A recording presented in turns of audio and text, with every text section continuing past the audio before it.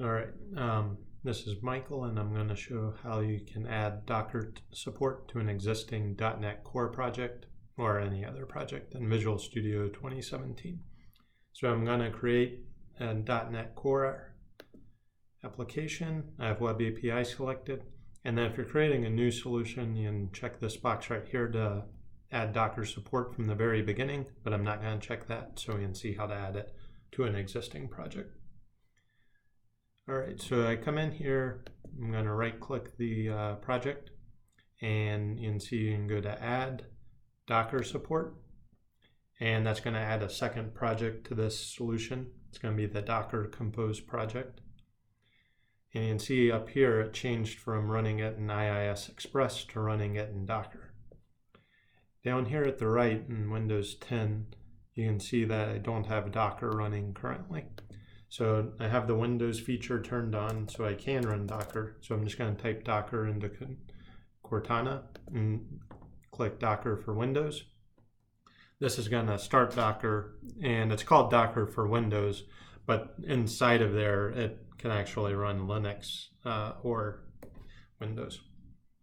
And I'm going to pull up Hyper-V so you can see the instance that it starts. All right, so you can see that as Docker is starting, it's set up Moby Linux VM, and this is currently initializing. So my Docker is going to be running the containers in Linux. So this is the Linux VM. Inside of the Linux VM, Docker runs one or more Docker containers. All right, so I have the project set up. You can see this .yml file, and that's the very basic setup. It's basically saying what your image name is going to be in the build context, and you can layer these .ymls for your different environments. All right, so you simply, now that I have the basic Web API structure and I have the controller here, I'm just going to run it in Docker. It's going to build it, deploy it out to Docker.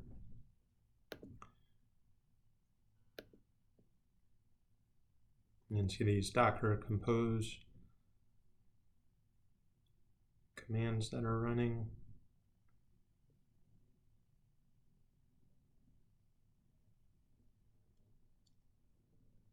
All right, now it's running.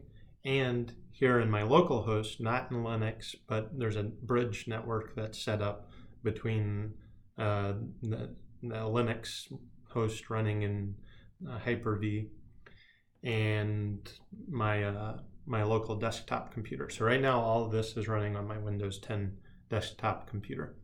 And in Microsoft Edge, I make the simple get call and the API returns it. And if I put the breakpoint right here, it's running. It's a .NET Core app running in Linux via Docker.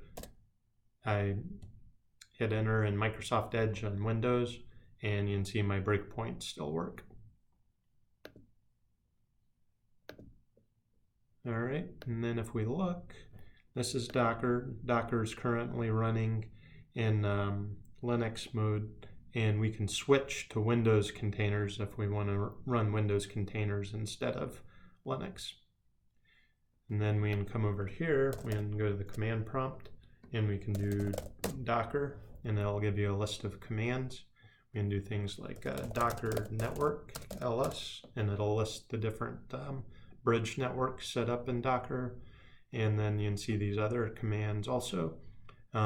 Pull an image or a repository from a registry, push an image or a repository to a registry, save one or more images to a tar archive, and load an image from a tar archive.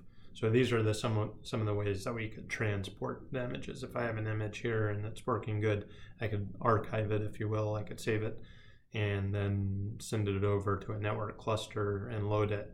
Or we could come up with a more automated way to distribute them.